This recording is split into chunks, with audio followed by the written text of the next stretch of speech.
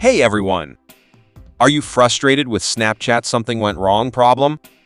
Don't worry, I've got the solution for you. Let's get started. Open mobile setting. Now follow steps, don't skip video.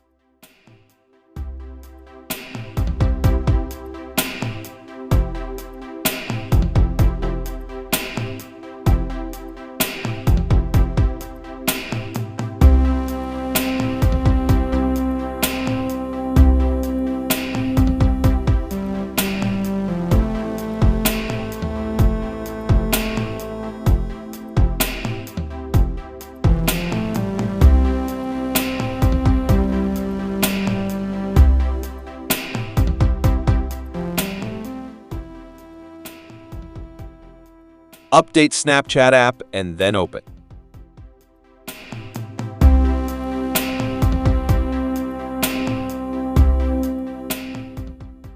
This way you can fix Snapchat something went wrong problem.